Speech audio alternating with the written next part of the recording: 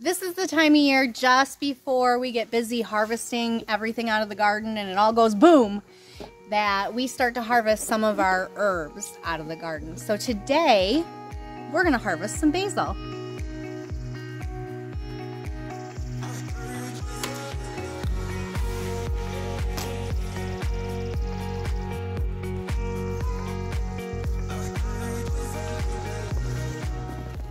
So here in the first row of the garden is where we have our basil. This is going to be the first cutting this year, and I'm hoping that after this cutting it will bush out and we will get a lot more. So let's get down here and start cutting.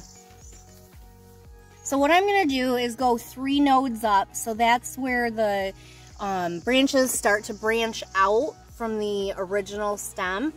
So we've got 1, 2, 3, and you can see here where there are 2 branching out here.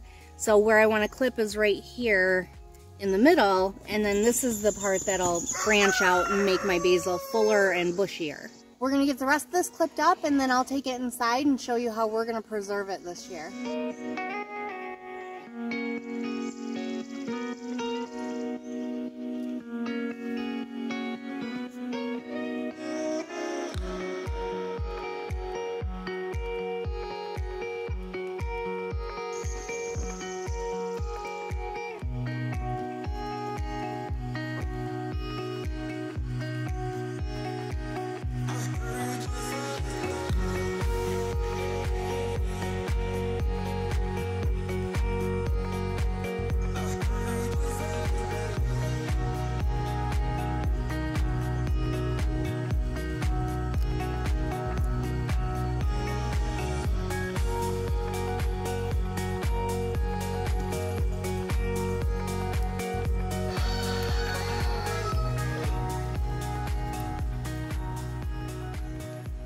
I'm back in the house with the basil, and I'm going to clean it first because we want to get anything out of here, any little bugs or bug residue, and just make sure it's cleaned up real nice.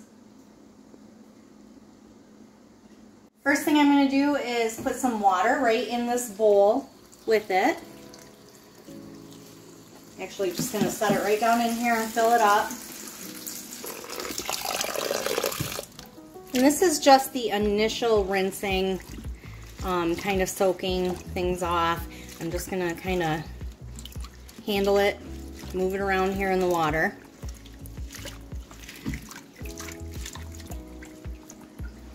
I tell you, this smells amazing when you're doing this. So after I rinse it here, I'm gonna take it over to my colander.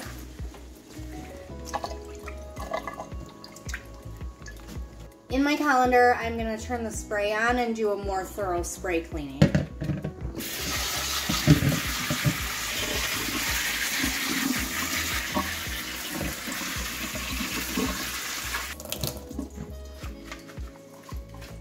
Now that the basil's rinsed, I'm going to take it out of my colander and start to put it on my dehydrator. This is my dehydrator, the Weston food dehydrator, and I will put a link to this down below if you're interested. It works great, and it was super affordable too. What I'm going to do is I'm going to take these leaves off, and I'm going to take it off right there because the stem can hold moisture, and we don't want any moisture in this.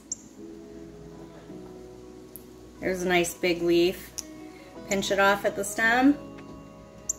Place it on here, and you want to have them not overlapping because you want them to dry out as thoroughly as possible.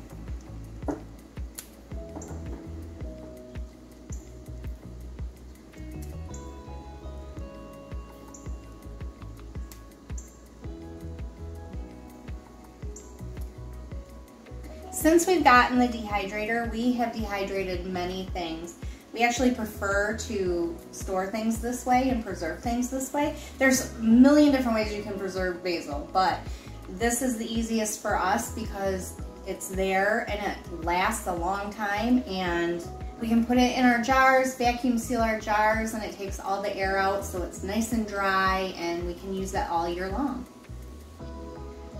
I'm just gonna finish up here putting these leaves on the trays, and yes, trays, I'm obviously gonna need more than one because you don't want them to overlap and you wanna give them a nice amount of room to really dry out. Basil really holds moisture, and so these actually are gonna take a lot longer than some herbs that you dry out. It could take up to 24 hours even, but we'll be checking on them in the meantime.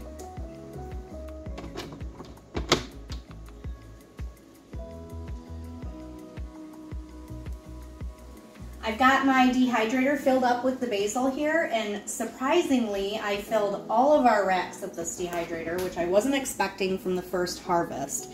So the racks are on here, and all that's left to do is put our lid on and click to on. It's easy as that.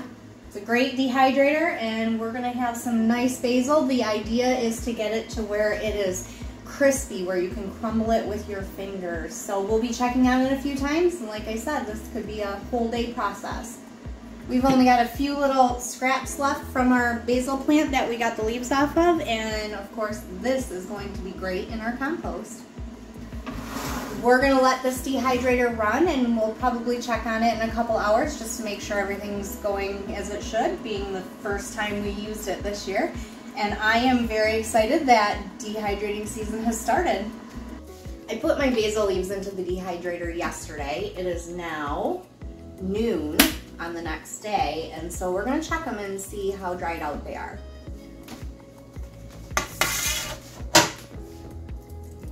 Take a good sized leaf here and just see if it, oh yeah, that crumbles up pretty easily.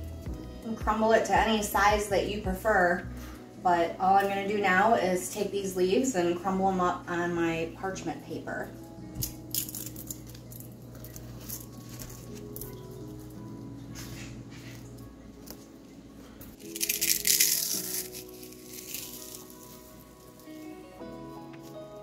I've got my basil leaves crunched up on my parchment paper here, and all I'm going to do is put it in the jar. Now, wish me luck, because I'm not the most graceful of homesteaders.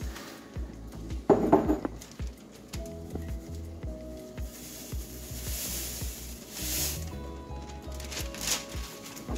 there we go. It doesn't look like much now, but it'll grow. So I'm going to put my lid on. There's my first jar of basil, and I've got my Avery labels over here. They're like chalkboard labels and chalkboard pens. And I'll link these down below too, because these have been great for labeling things. I'm gonna take my label.